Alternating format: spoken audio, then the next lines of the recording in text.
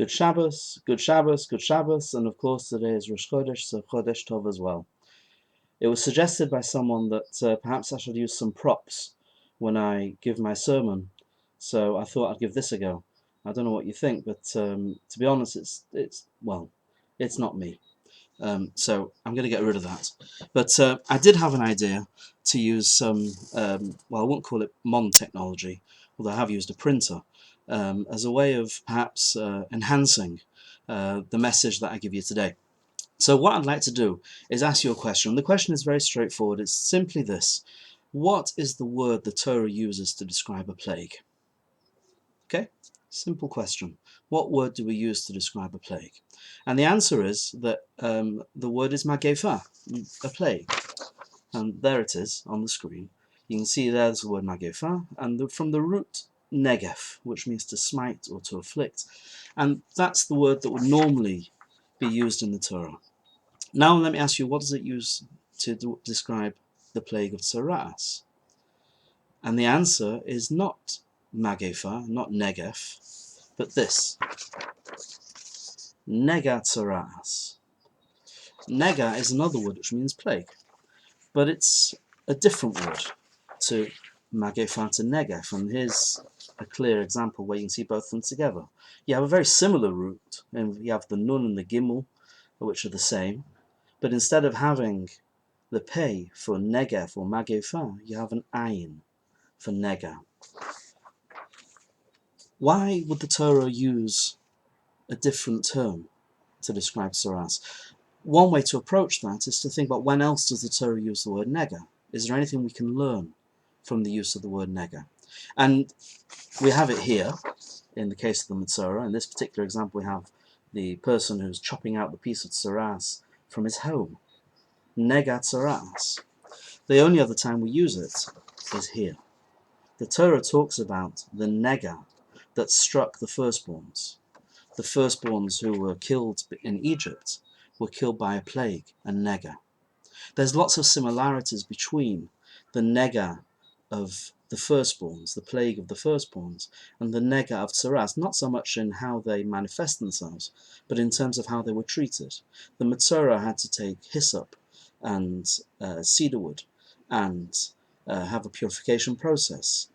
In Mitzrayim, in Egypt, the Jews were commanded to take hyssop and to brush blood, sacrifice, of course, being a feature of the Metzorah as well, to brush blood on the door lintel and the frames of their doors.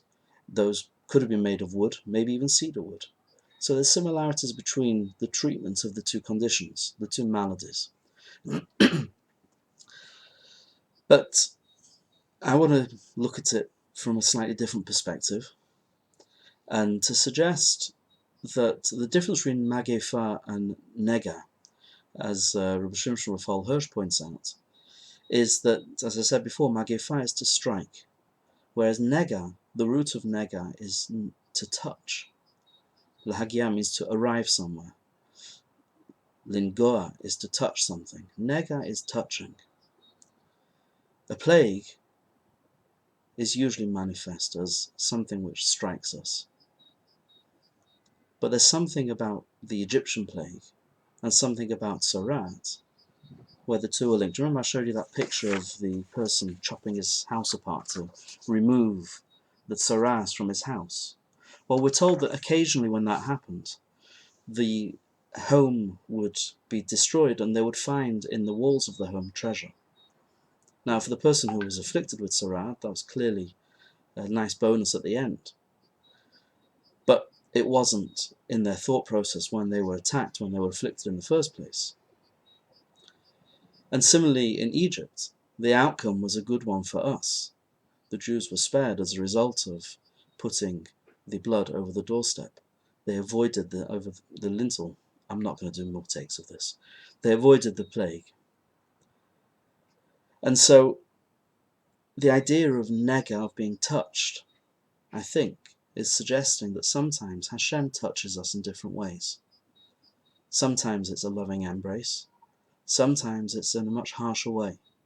This is not to minimize the pain, the suffering, the feelings that anyone is having as our current situation unfolds.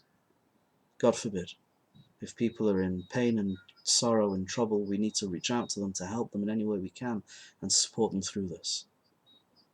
But for some people, recognizing that this is Hashem touching them, reaching out to them in a certain way, and for whatever reason it might be, that's a good thing to hold on to. One of the psukim, the verses we use, says, Hofach hanega es einoi. The nega has changed. And if you look at the word einoi, that's an ayin. Einoi, it could be translated rather than its eye, it could be translated as its ayin. Nega nun gimel ayin. If we overturn hofach, the ayin, from the end of the word to the beginning of the word, we create the word oineg. Oineg means pleasure. It's not always easy to find the positives, the pleasure in anything, let alone such a trying and testing thing such as a plague. But we can try. We can hope. As a rabbi in South Africa, Rabbi Goldman, says that we need faith and we need patience. Faith that this is a nega, that Hashem is somehow orchestrating this for our good, for all of our goods. And also patience, because clearly right now we don't see it. Those that are well should stay well, those that are poorly should have a refuah shlema.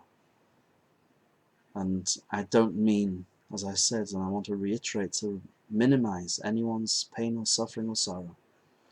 What you're going through is awful. But if you can take strength from this, then that's a good thing. And for the rest of us, it's not a comfort to suggest to others. It doesn't work that way. But for yourself, for your own belief in how this is unfolding, I hope it helps. Shabbat shalom and Chodesh Tov.